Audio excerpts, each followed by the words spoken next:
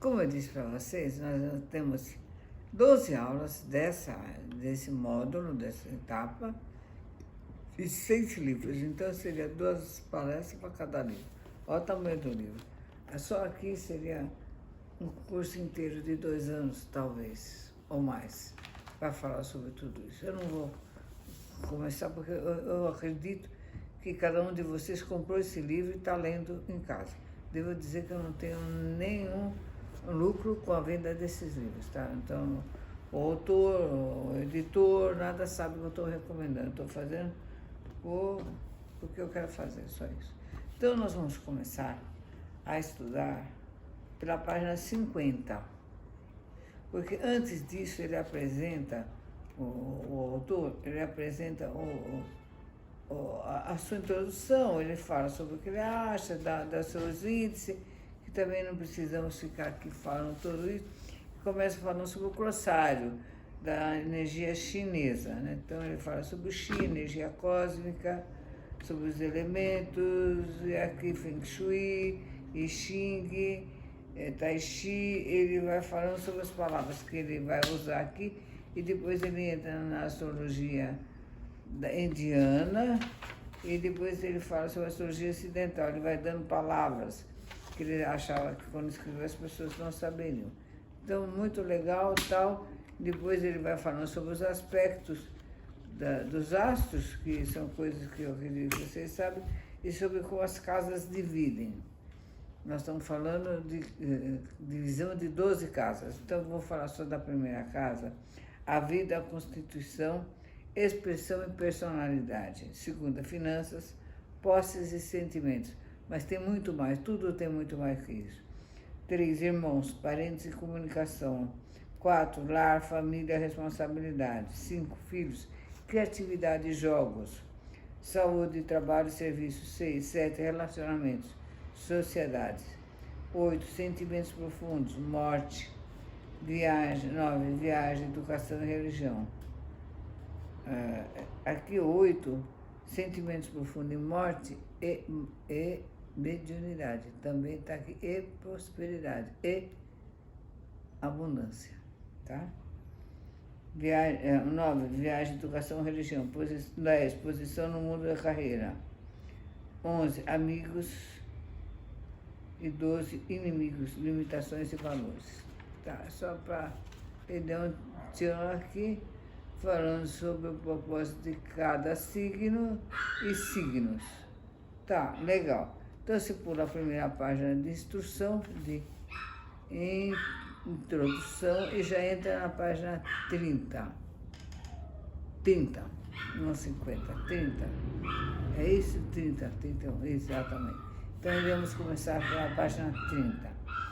Então, o cachorrinho está doido, vai. Ele continua lá, entendeu, gente? Então, vocês não ligam.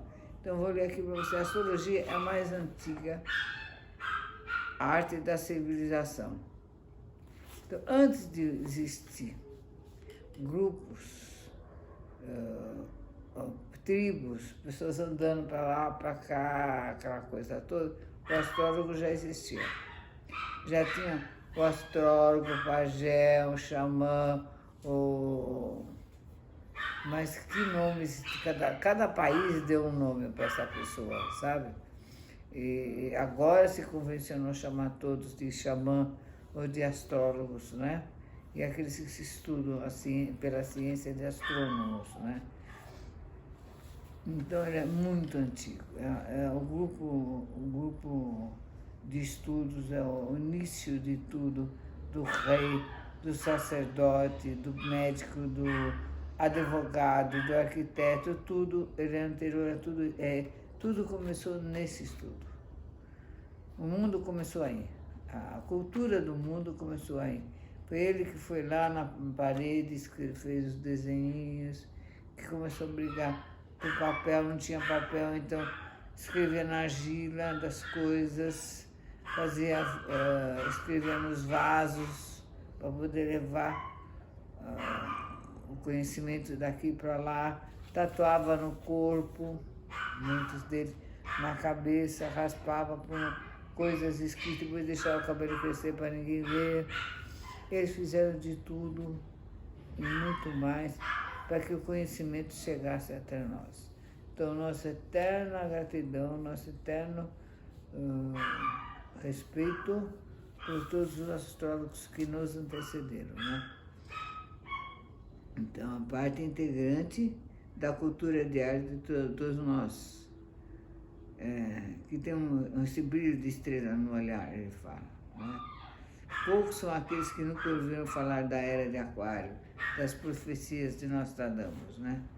Muitos teólogos, cientistas, porém, rejeitam a astrologia com uma hostilidade irracional. Como a alquimia, a magia, ela é vista como parte do submundo sinistro do oculto. Santo Agostinho, ele envolveu um acordo com os demônios, enquanto o Papa João II, ele falava que era um pecado. Eu vou até marcar isso aqui, para nós podermos... Eu faço isso, sabe, querido? Eu marco aqui, ó. E vocês também marcam. Eu marco onde eu acho que é interessante, eu vou marcando assim, escrevo, faço um redondinho, vou dar para poder voltar aqui e estudar melhor depois. Se fosse conhecida pelos cientistas modernos, seria conhecida como estudo primitivo dos corpos celestes, tá vendo? Então,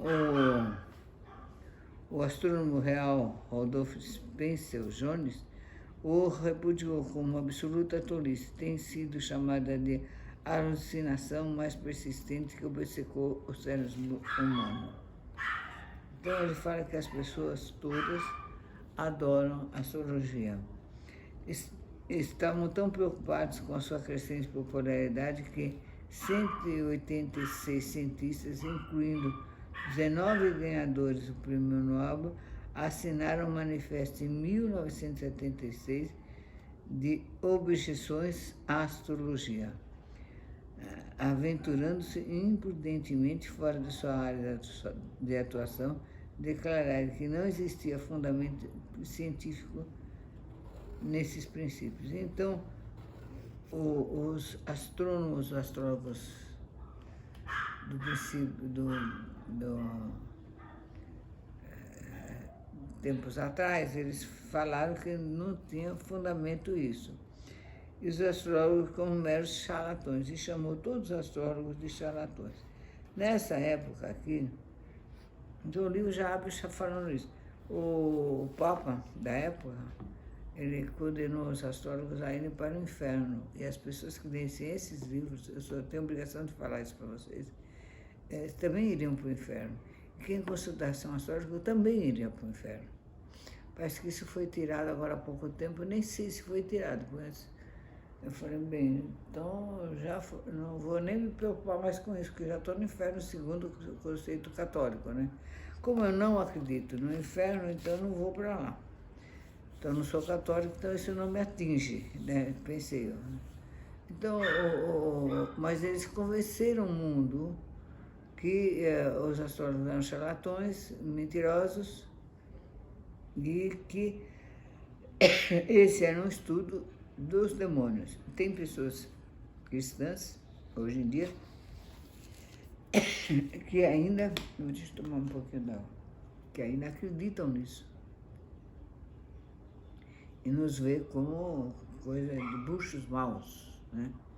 Vê mesmo, de verdade, bem, não é brincadeira não. Eu sei bem, eu já fui acusado dessas coisas, né? Então, tem aqui mais assim, um astrólogo, Ricardo Davis, que detesta astrólogos, escreveu um assunto sobre a fonte estética, cujos respingos avaliam o desaparecimento da astrologia. Então, tem gente que assim fala que a astrologia devia desaparecer do mundo. Tá, então a gente fala assim, quando eu vi isso, há 50 anos atrás, que eu estava estudando astrologia, eu tenho 76, só para vocês saberem, talvez eu possa até mais dar licença.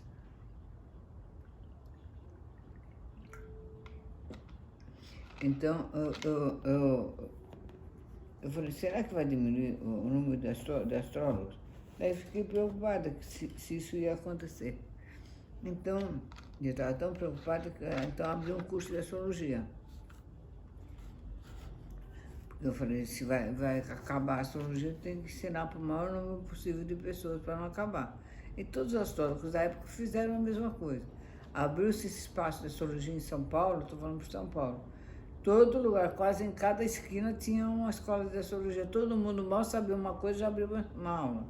E começamos a falar, editar livro. Tudo isso para não desaparecer a astrologia do mundo. Então, toda a informação que vocês vão receber, fácil, de forma agradável, ela custou muito para chegar. Teve muita luta para que ela pudesse chegar até nós, né? Não foi uma coisa assim rápida, não foi. De jeito nenhum que não foi. Então ele já começa falando sobre essas coisas. Então, essa nova Inquisição não tem alcançado mais sucesso. Então foi uma espécie de Inquisição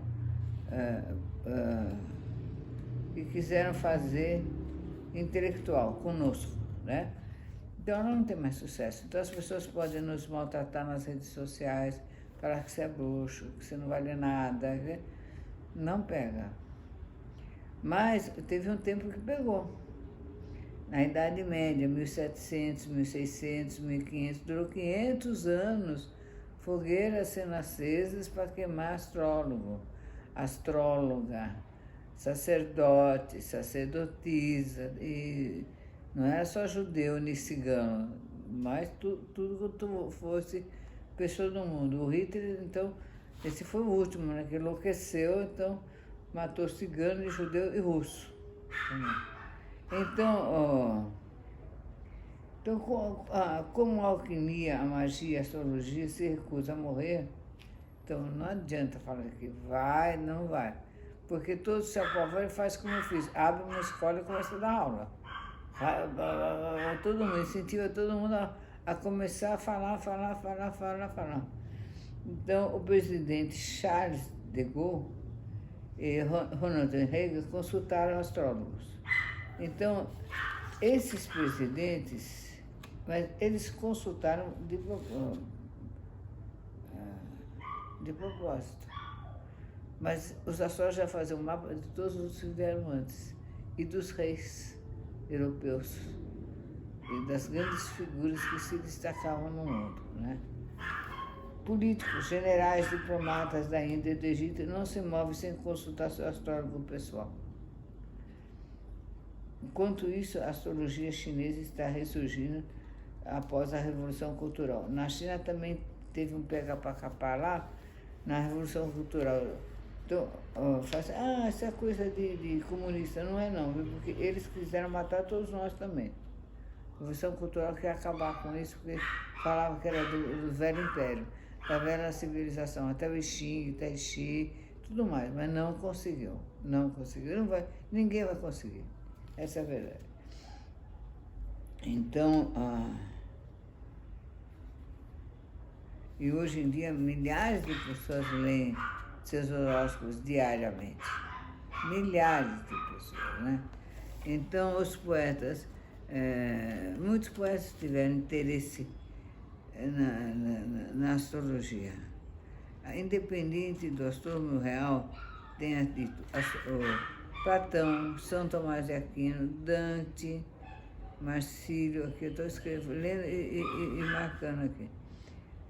Goa, André Breton, Henri Miller, todos eles levaram a astrologia a sério. Visto que os grandes pensadores, poetas, escritores, artistas e músicos beberam fundo na fonte da astrologia. Talvez haja de algo a mais contido nela, né? Então, a palavra astrologia, estudo de estrelas, astronomia, lei das estrelas, foram utilizados indiferentemente até a Revolução Científica. Eles foram usados. A forma grega para astrônomo era astrólogos, embora as raízes da astrologia repousem nas adivinhações mágicas da Mesopotâmia, na religião das estrelas do Egito. Platão forneceu uma estrutura filosófica de toda a astronomia ocidental posterior. Ptolomeu, em grande parte considerado o pai da astronomia, prosseguiu em lançar os princípios astrológicos fundamentais que foram modificados somente 2000 anos depois. Após o colapso do Império Romano e Grego, o centro de astrologia deslocou-se para o Império Islâmico e retornou à Europa somente na Idade Média, por intermédio dos mouros na Espanha e na Itália. Então, quando eles voltaram para a Europa, eles levaram consigo a cultura da astrologia. Então, o interesse de Galileu, fundador da moderna astrologia, durou a vida toda. Quando um astrólogo criticou Isaac Newton por seu interesse na astrologia, disse que o alquimista, teórico autor de princípios da matemática, respondeu: Senhor, eu estudei, o senhor não estudou. E o mesmo não se pode ser dito de cientistas modernos, que nada sabem. Então ele começa aqui falando do Jung. Aqui ele fala do Jung. O Jung também estudou muito astrologia, inclusive ele fez um livro sobre tarô, que tem a ver, tem tudo a ver. Então, na China, na Índia, na Mesopotâmia, no Oriente Médio, no Egito, na Europa, todo mundo estudou astrologia. Então, eu espero que vocês leiam esses primeiros capítulos de astrologia no mundo, que é de grande importância vocês entenderem o quanto todos os grandes sábios se dedicaram ao estudo da astrologia. Jung, Freud, Einstein, e atualmente eu acho que não tem ninguém que nunca não saiba isso, sabe? Todos sabem. Todos os cabalistas sabem. Cabala, todos os rabinos são astrólogos. Eu não conheci nenhum rabino que não fosse astrólogo. Não conheci. Os professores de artes marciais também. Então, cada um tem a sua forma de fazer astrologia, mas todos fazem astrologia. Então, isso é muito importante vocês estarem sabendo. Por que estão sabendo? Por que eles fazem? Por que eles dedicam a vida a isso? Para estudar o passado? Só a vida passada? Não, para estudar o futuro. Essa que é a coisa.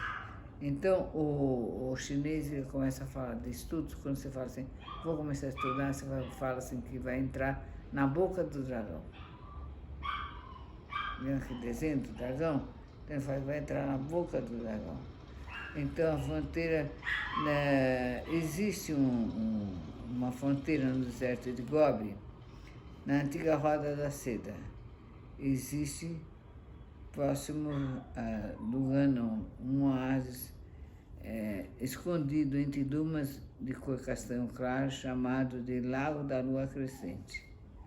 E foi lá em 1900 que foi achado muitos tratados sobre astrologia. Então a gente vai falar sobre isso, a caverna dos 1000 Budas. É maravilhoso. Nós vamos falar isso no nosso próximo encontro. Nós vamos se desdobrar nesse primeiro capítulo para falar sobre os 1000 Budas, e que foi tão importante esse encontro lá, como os manuscritos do Mar Morto, sabe? Que os trabalhos incluem, inclusive, uma Bíblia em assírio, lá dentro. Sutra do Diamante. Não, o negócio foi e depois os adivinhos de Hong Kong, eu considero que ler. O Cão e o Tigre também é muito legal. Caminho e Sua Virtude também é muito legal. Então, até nós nos encontrarmos num próximo encontro, a gente vai ler até a Estrada Vermelha que circunda o coração do céu, observando o infinito. É muito legal, muito legal. Ele traz aqui livros escritos, transcreve pedaços de escritos do Egito. Daí então que a gente começa a saber que a astrologia que chegou na China através do Egito, pela Rota da Seda.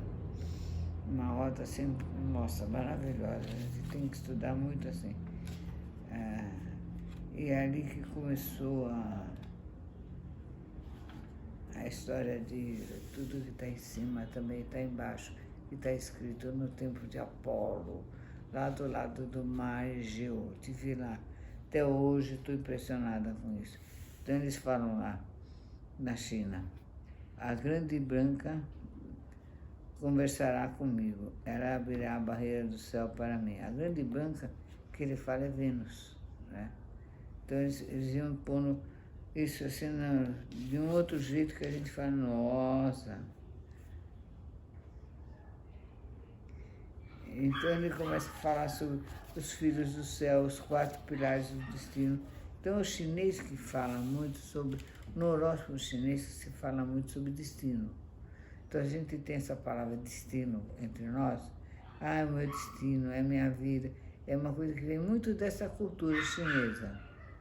Então, geralmente, quem acredita no destino imutável deve ter tido alguma encarnação nesse país, né, nessa época, e ficou ainda encarnado dentro de si.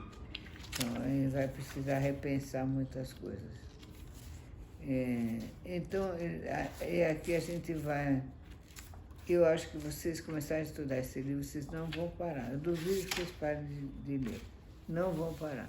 Porque ele comenta sobre o Xing também, ele fala sobre o Tai-Chi, ele fala assim como a gente... Aqui ele fala sobre foi aqui. Aqui.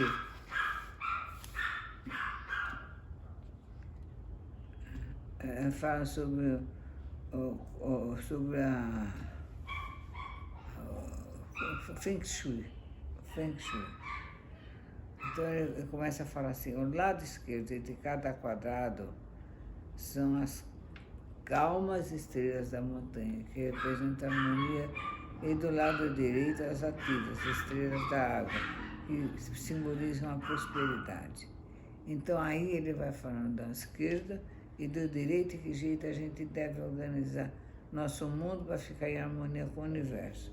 Ele fala, com os números no quadrado, Lonshu, as estrelas voadoras mudaram seguindo seu padrão visível. As salas devem ser arrumadas de acordo com o uso que terão. Então ele vai aconselhando que jeito você tem que arrumar sua sala, seu quarto, seu banheiro. E dessas orientações astrológicas, baseadas no conhecimento de Vênus, é que surgiu o Feng Shui. Não é muito interessante isso? Eu acho tão interessante. Escola da Estrela Voadora. Ele chamava no começo da história, Escola da Estrela Voadora, olha só. Então, eu até dobrei o livro assim. Eu faço isso, eu dobro o livro, eu tenho signos sinais comigo. Eu dobro assim aqui, eu também dobro o livro assim. Então, dependendo do que eu vou estudar, eu faço essas dobraduras com signos sinais para já não ter que ficar procurando e perder a marcação que eu fiz, né? Então, eu já mostrei para vocês os desenhos aqui. Então, aqui, Nefertiti, a rainha egípcia, esposa de Akhenaton, fazendo suas oferendas ao deus Sol Ra, em seu disfarce com o disco solar Atom. Aqui. É da 18ª dinastia. Então, tem esses desenhos aqui. Eu vi esses desenhos no Egito. Muito bonito, olha aqui. Então, essas coisas, esse conhecimento e conhecer esses livros nos estimula a ir lá no Egito, conhecer isso pessoalmente. Ir lá na China, conhecer esse lago pessoalmente. Eu fui lá. E entrar nessas cavernas. E entrar no local que essas coisas foram achadas. Aumentar o nosso conhecimento, aumentar o nosso pensamento. E daí a gente começa a perceber que o ser humano, ele distorceu o mundo do jeito que ele quis. Por exemplo, na frente do Vaticano não tem como é que chama aqueles pilares? Assim, pilar. Tem um nome. No Egito tem. Como é que chama? Pilastra? Pilastra não, é pilar. Obelisco? Obelisco. Então ele tem um obelisco no meio da praça do Vaticano, que a gente vê, assim, quando o Vaticano aparece lá na janela, daí quando dá uma aérea, tem um obelisco ali. De onde veio esse obelisco? Do Egito. De um rei egípcio, ele tinha 2 obeliscos que formavam uma espécie de portal. Eles tiraram um e levaram um para Roma, para consagrar ali. Ninguém fala que aquele obelisco é do Egito. Eu acho que eles tinham obrigação moral de devolver para o local, sinceramente.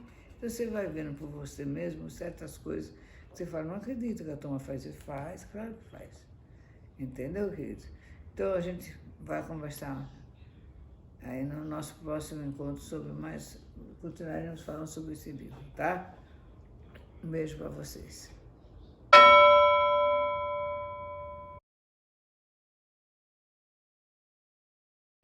Chegando ao final, então, desse encontro de hoje sobre astrologia oculta, espero que vocês tenham aproveitado.